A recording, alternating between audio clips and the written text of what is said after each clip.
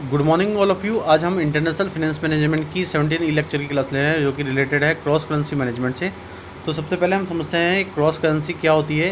Cross currency refers to a currency pair or transaction that does not involve the US dollar. Cross currency किसको refer करती है कि हम currency के pair और जो भी ट्रांजेक्शन कर रहे हैं उसके अंदर हम यूएस डॉलर को इन्वॉल्व नहीं करें। एक cross currency transaction for example doesn't use the US dollar as a contract settlement currency.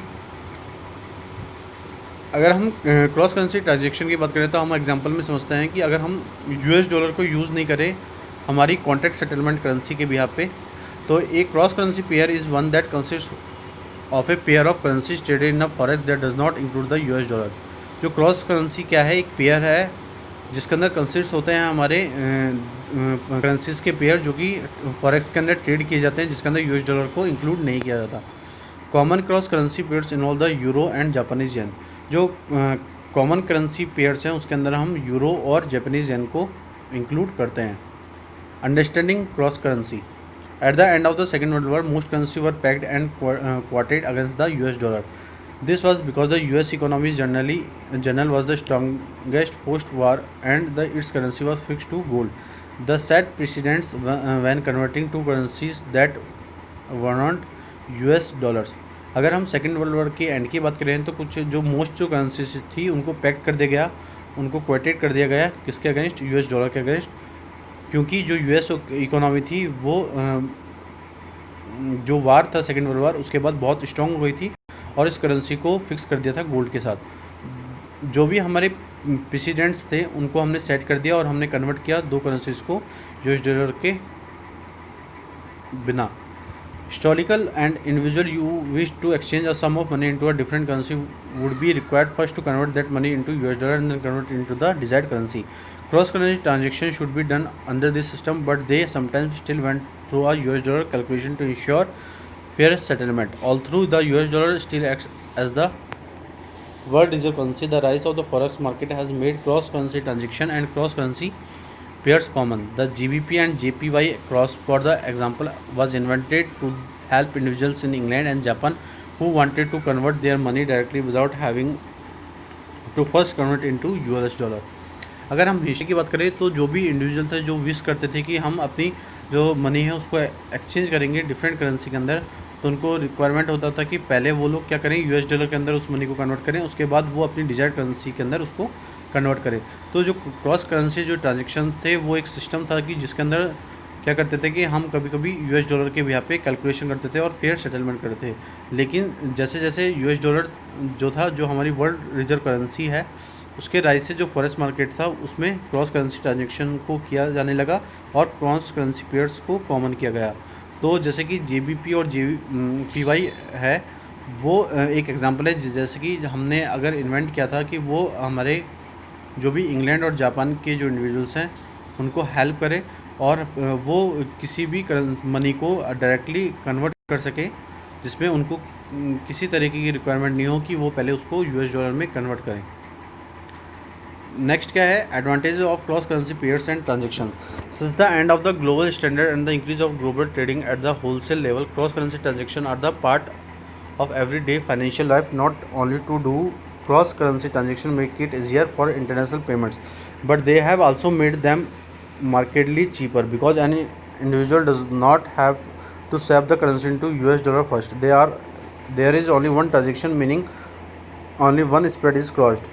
Furthermore, because non USD pairs are now more commonly traded, the spreads have tightened, making it even cheaper to move from one currency to another. अगर हम जो gold standard है उसके and के बाद देखें तो क्या होता है कि जो ग्लोबल ट्रेडिंग थी वो इंक्रीज़ होने लगी होलसेल लेवल पे। जो क्रॉस करेंसी ट्रांजेक्शन थे वो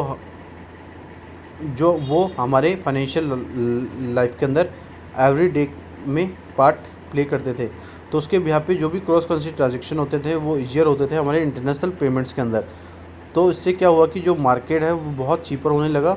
तो जो भी इंडिविजुअल्स था जो स्वैप करते थे किसी करेंसी को यूएस डॉलर के अंदर पहले, तो उनके बिहाफ पे वो पहले एक ट्रांजेक्शन करते थे जिसके अंदर हम स्प्रेड करते हैं हमारे क्रॉस को और उसके बिहाफ पे जो भी यूएसडी पेयर्स होते थे वो कॉमनली ट्रेड किए जाते थे और ये स्प्रेड्स थे वो उनको बहुत टाइट रखा जाता था और चीपर फॉर्म में उसको मूव किया जाता था किसी एक करेंसी से दूसरे करेंसी के अंदर। Cross currency pairs in forex trading. Cross currency pairs can be excellent tools for the forex traders. Some cross currency trades can be set up to the position traders on particular world events, such as by using the EUR and GBP to bet on the ongoing BRICS saga. The same trade would be more complex and capital intensive, setting up separate position with the USD and GBP and USD and EUR. But this method is still used to create exotic cross currency pairs that are not widely traded. Common cross currency rates involve the Japanese yen. Many traders take advantage of the carry trade where they own a high yielding currency like the Australian dollar or the New Zealand dollar and short term Japanese yen, the low yielding currency. अगर हम currency pairs की बात करें तो ये एक excellent tool है हमारे फॉरेक्स ट्रेडर्स के लिए, जिसके अंदर कुछ जो करेंसीज जो ट्रेड हैं वो सेटअप की जाती हैं पोजीशन ट्रेडर्स के लिए, जो कि पर्टिकुलरली वर्ल्ड इवेंट होता है। उसके अंदर हम EUR और GBP को डालते हैं हमारे ब्रेक्सिट सागा के अंदर, जो कि एक ऑनगोइंग प्रोसेस होता है। और इस ट्रेड के अंदर हम मूव करते हैं। इस ट्रेड के अंदर जो सबसे जो इम्पोर्टेंट चीज़ है कि जो ट्रेड होता है वो बहुत कॉम्प्लेक्स और कैपिटल इंटेंसिव होता है, जिसको हम सेट करते हैं हमारे सेपरेट पोजीशन में किसके साथ, USD GPR और USD EUR से। और जो मेथड है ये स्टिल यूज़ किया जाता है जब तक हम क्रॉस करेंसी पेयर्स को एक्जोटिक नहीं कर ले और तब तक हम उसके अंदर कोई भी ट्रेड नहीं करते।